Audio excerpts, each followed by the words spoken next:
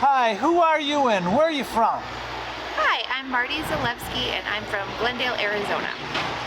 And I understand you have multiple COVID stories. Start with whatever one you like. Okay, well, I'll tell you about the most recent one first. So this week, my children have been going to school, throughout the pandemic, and last March they were told to stay home, and we stayed home for the spring semester, and then fall we did online schooling, and then they offered to allow in-person schooling. So once we became comfortable with that, we sent them to in-person schooling, and they've been doing that with some protocols in place to keep them safe, and it's been an awesome experience up until last week, or actually this week. So my children attend a school called Great Hearts in Phoenix, Arizona, and it's a charter school. And our governor has decided to take some our governor in Arizona has decided to take some very political steps recently, and instead of, erring on the side of science or the recommendations of doctors, he's just getting rid of all of the COVID protocols that we have in place to keep our citizens safe during this community health emergency. So our school decided to, follow along with the governor, and so the governor got rid of our mask mandate and put it on the companies and the individual school districts to decide whether a mask is appropriate for their particular venues, which is fine, except that our school decided that they were going to make masks optional for the students. Well, my students are second graders and fourth graders, and you really can't put that in a child's hand. And they're going to school, and I can't monitor them while they're in their classroom, and so I send them with a mask, but I don't know if they're going to keep it on. Also, I'm sure that any doctor or infectious disease person would know that it's not as effective unless everybody's wearing a mask. So you need both, people to be wearing a mask to protect themselves and to protect others from themselves. So when they decided that masks were optional, I decided that they were no longer protecting my children. And the school, Great Hearts, didn't give us any advance notice of this change. So it's just been such a roller coaster, because at the beginning of the pandemic, they were sending us, all kinds of surveys and sending us all kinds of questionnaires and asking the parents, what should we do to protect your children, and we want to be a partner with you in this. And then as it's worn on throughout time, it seems that everybody's kind of getting sick of COVID protocols, and they've decided to just kind of go errant and fly in the face of science and doctors, which was extremely offensive to me. It angered me and my husband. So we had to pull our kids out. So we got an email on Tuesday that they're making the mask mandate optional, and then they said it's going to be effective Wednesday. So on Wednesday, my kids no longer had a school that they could attend. We had to reach out to a different school, put them in the district school that they would go to according to our home boundary lines, which is new. It's public school, and they've never done public school.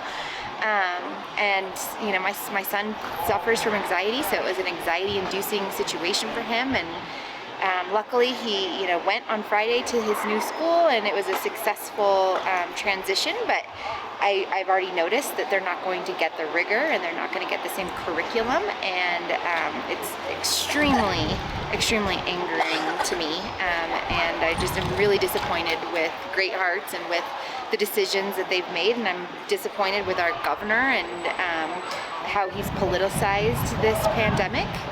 I just think it didn't need to be this way.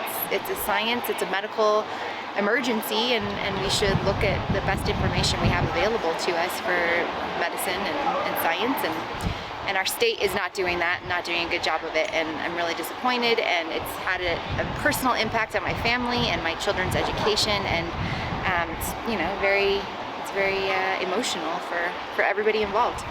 So it's more than just a physical ailment. It's been a psychological ailment and an emotional ailment, and it's affecting every facet of everybody's lives. And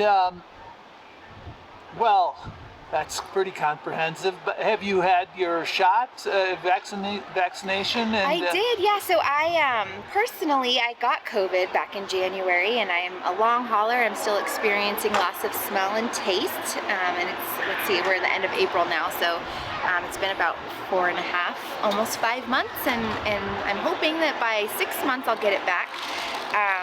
But then I also got my first vaccination when it became available for my group of what I do for a living. So I got my first vaccination, I believe, in February, mid-February. In general, can you say what you do for a living? Yes, I'm a lawyer. So we were in a little bit earlier. I think we were after the medical professional for sure, and after certain age groups. But it's also important for us to have one-on-one contact with our clients. So to protect their constitutional rights. So we were in that group. So I was a little bit earlier than the rest of the community. But I signed up as soon as I was available to do so, and I am fully vaccinated now. So it was extremely exciting to have the vaccine available. I'm impressed that they were able to get it together that quickly. I'm wondering about the government's response. Has it in general been good or bad, or you've already said the state government you're frustrated with? Yeah, I definitely think the state government has not done a good job in Arizona. Federal government, I think that the CDC has done an okay job. I think it's just been political the whole time, and they've had to try to placate certain politicians and powerful people in offices, and I just wish that we could have deferred to science and medical doctors on this one. And you mentioned your anxiety that your son suffers, and some that you're having, and I'm wondering, this last year, has your happiness level been affected? It has, but it's also been, it's been negatively impacted, but it's also been positively impacted. The stay-home orders gave us more opportunity to be home and to be with our kids and to parent our children more hands-on, and it's been great in that sense. Fantastic. And then, so did you develop any new hobbies or anything else? Is any other good things that came from this year? Yeah. My gym closed, so I've had to find exercise things at home, and I've started rollerblading again. I haven't done that since I was a kid, so that's been awesome. And my son likes to scoot, so when he's out scooting at the skate parks, I take my rollerblades and rollerblade around parks, and that's been really good. And lastly, going forward, what do you see happening with us? Are your kids going back to school maybe when things get normal, or are things ever going to be normal again? Are we going to be always masking and vaccinating? I don't think coronavirus is going away. I think it's something we're going to have to learn to live with over time, and my kids will definitely get their education. I don't think I'm going to be able to have the stomach to send them back to great hearts who weren't concerned about their health or safety. And any final thoughts on your year with COVID and adapting to all these changes?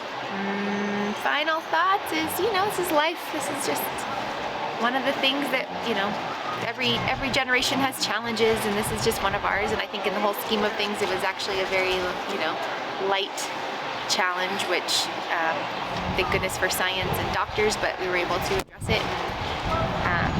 And like a lot of people lost their lives, and that is really sad, and I'm sorry for them and their families, but it could have been worse, and I'm proud that it wasn't. Well, thank you very much. On this day, the 24th of April, 2021, on Heritage Square in Flagstaff. Thank you again. Thank you.